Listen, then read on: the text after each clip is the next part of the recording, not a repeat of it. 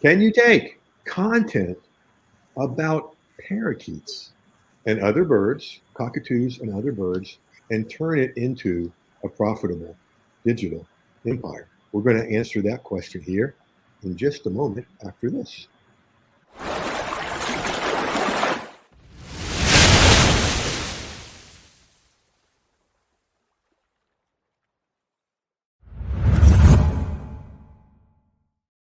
Welcome everyone to episode 117 of the Content Profit Show. This is Jeff Herring, your host, and I always like to begin with thanking you for making it episode 117. You guys have been behind this from the beginning, and we couldn't be doing this without you, so thanks.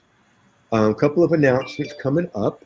I was going to do, I think about it, going to do an e-course challenge the first week of December.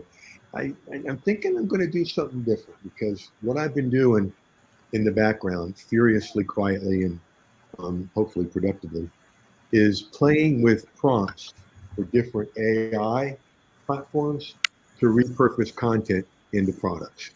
And with AI, it's all about the prompts: garbage in, garbage out, just like from the 60s with computers. The same here. And so prompts that help you create stuff that sounds like you, that represents you well. And so probably what we're going to do is do that course instead, and I'll be sending the stuff out. Final decision will be made this afternoon, and I'll send that stuff out. And you know what?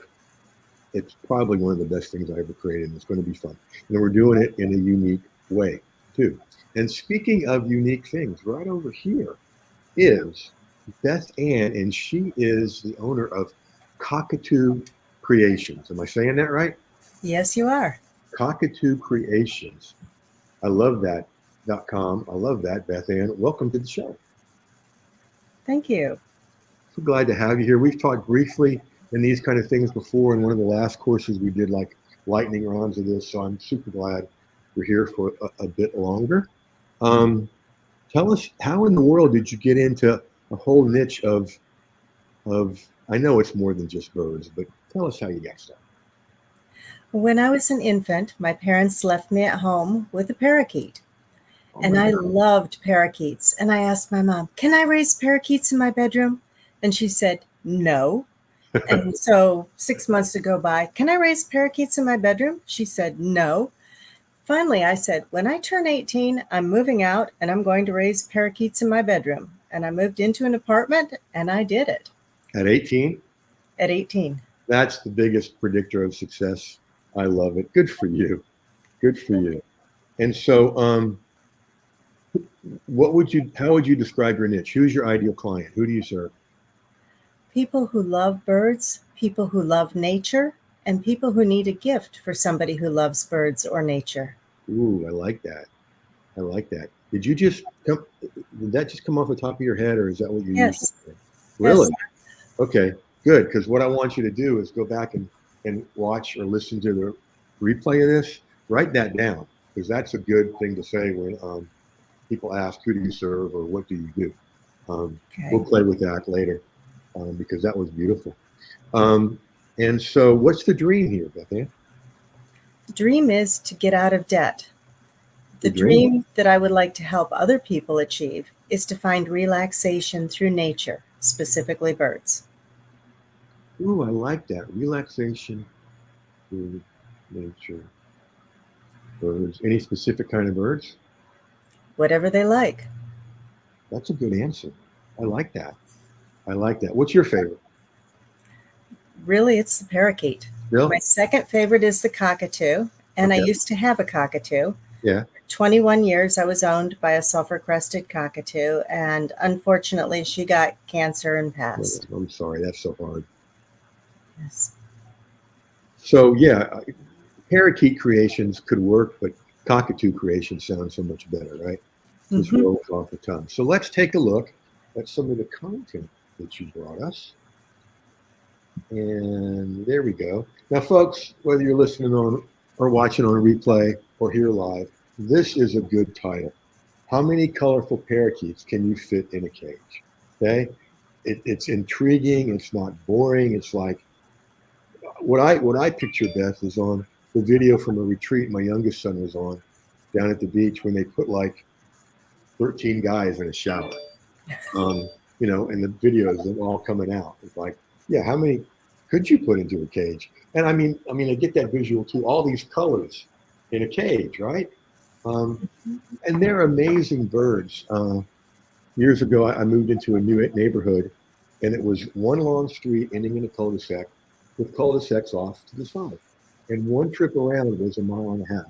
So I'd walk it or run it every day. And this guy would put his birds out on the front step, right? And it took me a while to figure out what it was because I'd walk towards that cul-de-sac and I'd start hearing wolf whistles, you know? And I'm like, what the? And then I figured out it was his birds. And so then I started walking more often because it was good for my self-esteem. They're good at birds, and they do help people. I love the title here. And folks, I also want to list out this opening line. This is good stuff because remember, folks, when you're watching this show, keep two questions in mind. One, how can I use what Jeff and Beth did in my own business? And then how can I get Jeff to do for me what he's doing for Beth Anne? That link's right down there. Look at this. At least once a week, I receive questions from someone who wants to get their first parakeet. That's like an opening line template. At least once a week, I receive questions about whatever it is that your niche is, because folks, what Beth is conveying there is this is something people do. It makes sense. I'm good at it. I'm the one to come to. All in 5, 8, 11, 14, 17 words. And yes, I count by threes. I don't know why. So yeah, this is awesome. And then Beth and I were talking beforehand. This is an excellent, we were talking about how it's an excellent intro module or get started here module for a membership, because you're talking about cages, multiple birds,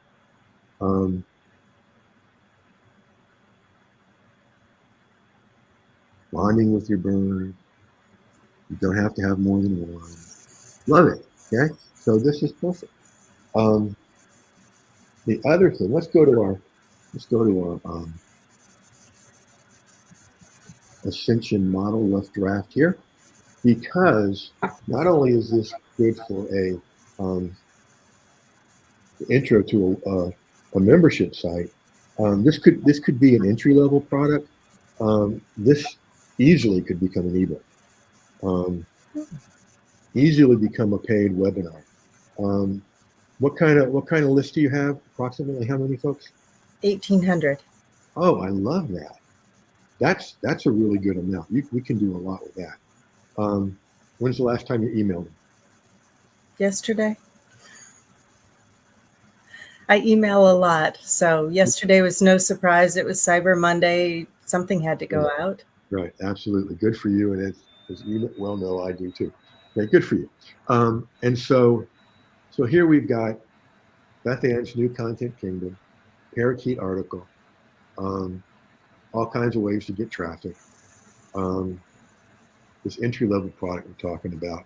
A mid-level product would be more of a course, okay?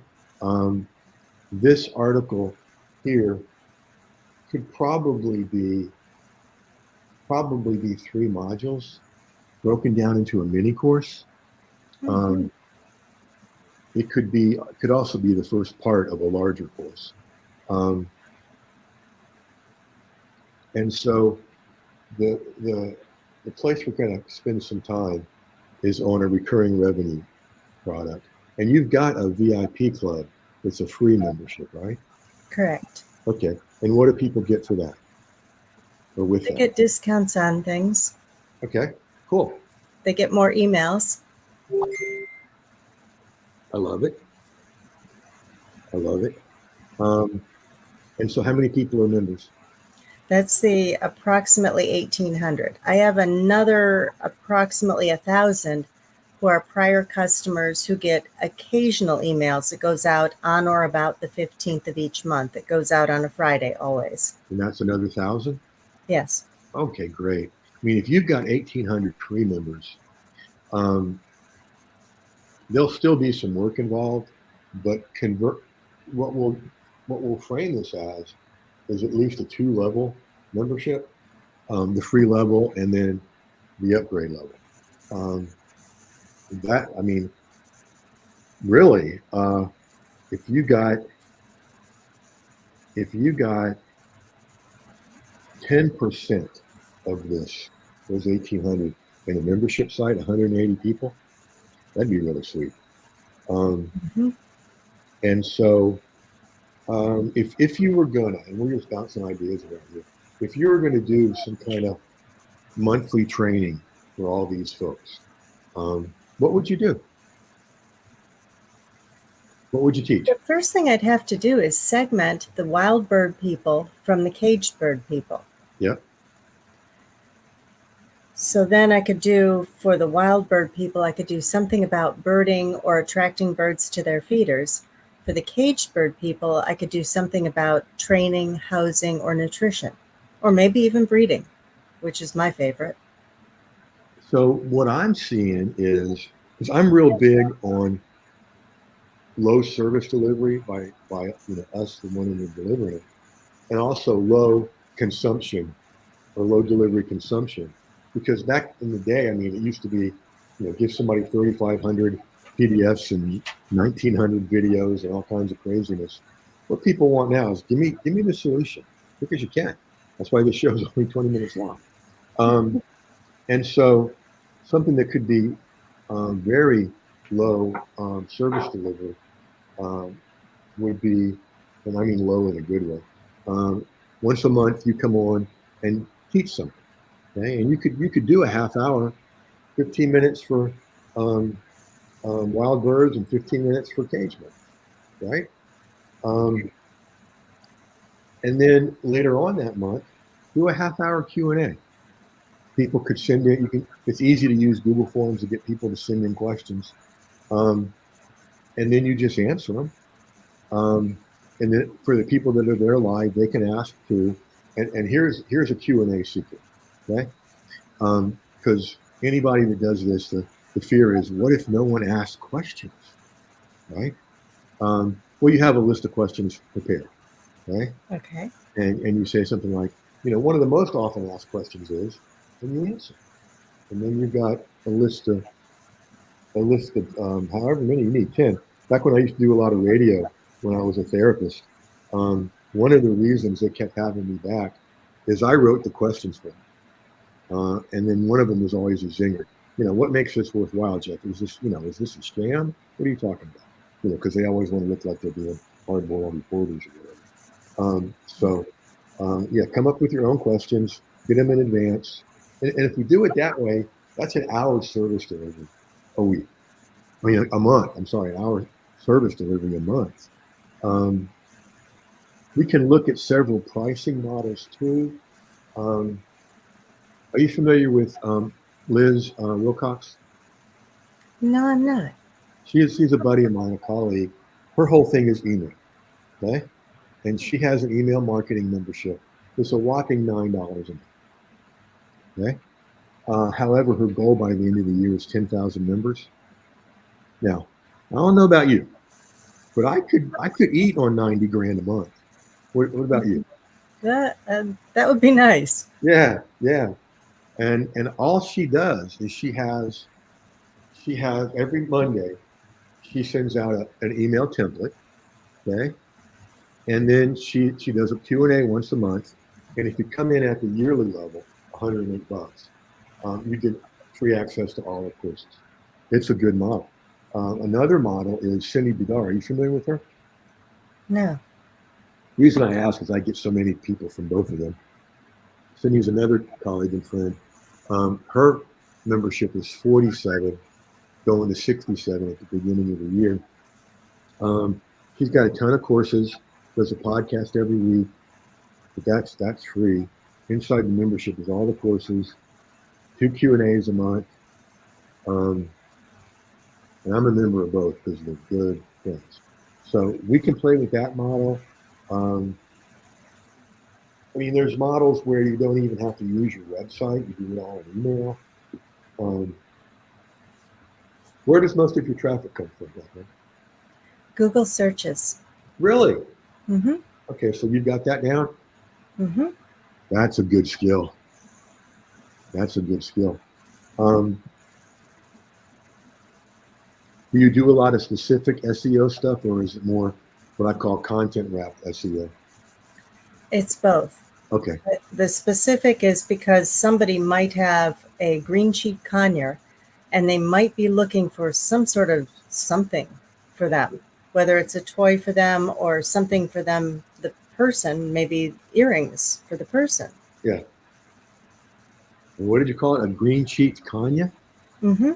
I love that. So yeah, that's pretty niche down. And Mm-hmm. so if somebody's looking for that, they're finding you, right? Right.